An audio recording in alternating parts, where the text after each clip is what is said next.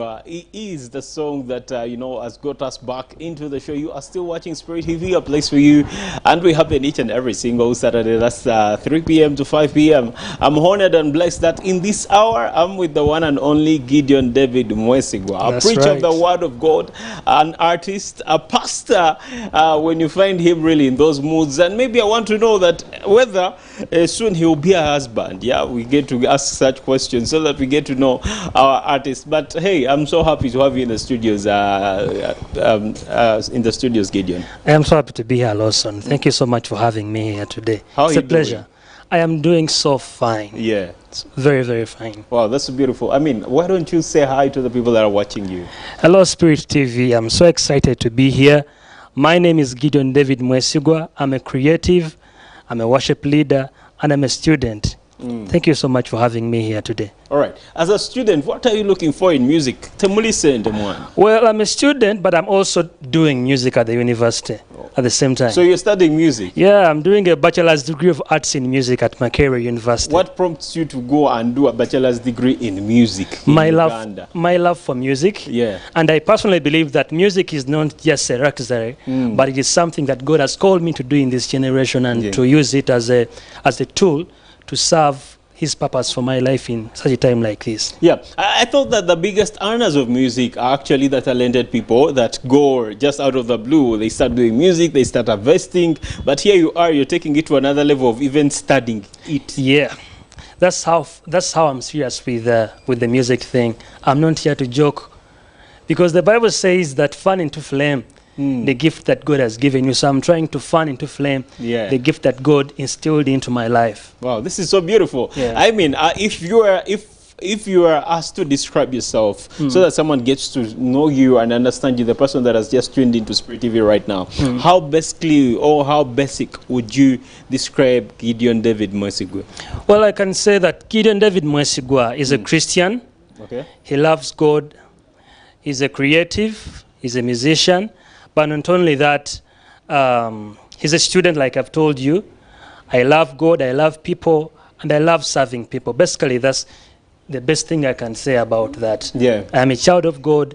That's what I can say for that right now. Have you grown up in church? Have you been in church since your childhood? Yeah, I've been in church since I was a little boy. Yeah. I gave my life to Christ in 2013 when I was still a young boy. And Lawson, since that time, I've been doing music. Though professionally, I began doing music in 2023. Yeah. Okay. So since 2013, you've been doing music since you gave your life to Christ. I've been singing in church, the church choirs. I've been playing music instruments. Yeah. I've been producing. I began actually production during COVID-19. Yeah. And I produced my very first song. Wow. It was not so fine, but at least I thank God that I was able to do that. But at least you did a song. Yeah, I mean, tell me about your road to Damascus, where God found you to now you being a saved a person right now. Well, I can say it isn't a very big story. Yeah. Because I've grown up in church. My parents are born again. All right. And my mom being a minister as well. It was not so hard for me to get into the church. And I believe God called me when I was still a young boy. I got to know what God called me to do when I was still a young boy. And I accepted what God called me to do, though it was very hard to actually realize that now I need to do what God has called me to do. But I thank God for his grace, because I was able to recognize what he had called me to do and embrace it with that. So 2013, how God found me. I was in church, a little boy. I think I was around 9 years by that time. 9 years. 9 years. Joshua, there is a guy called Joshua. He was 25 by that year. Oh, yeah. How old is Joshua now? I don't know. You'll see him, but he looks so young. Yeah. So 2013, I remember it was a Sunday service. Yeah. It was in June 16th.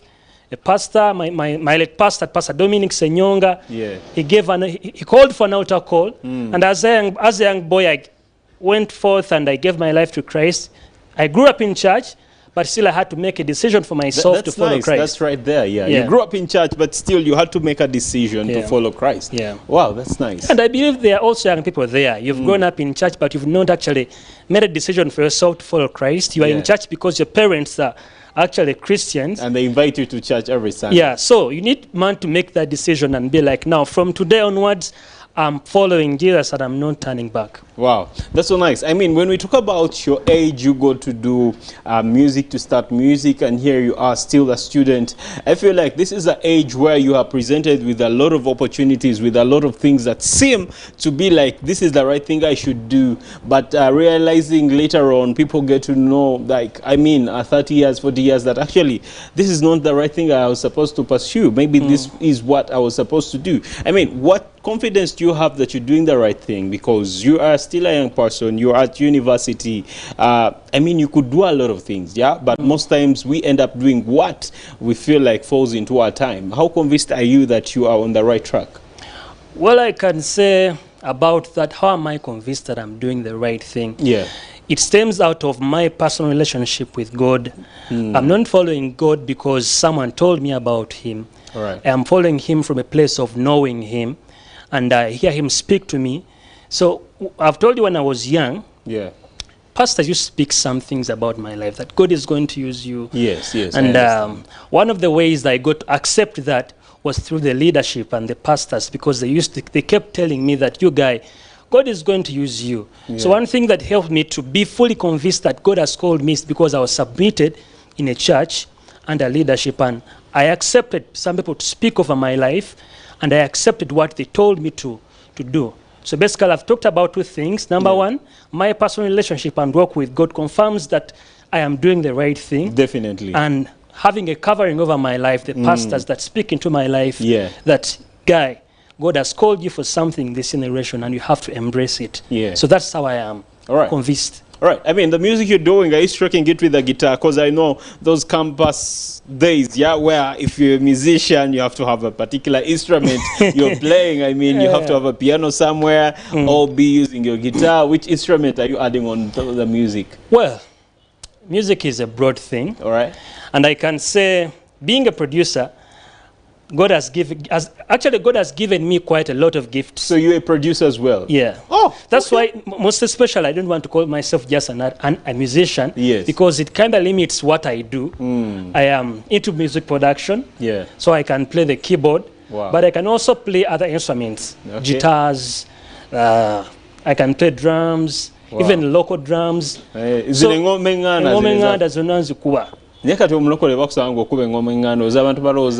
think it is very fine because those are just instruments. Like for example, there is this instrument, Muluganda balite djembe. I don't know if you know that a djembe, that horn. Yes. So some people think that I remember one time Lawson, we went somewhere in a village, and we had some missionaries from abroad, and a certain guy was blowing the trumpet. Yeah.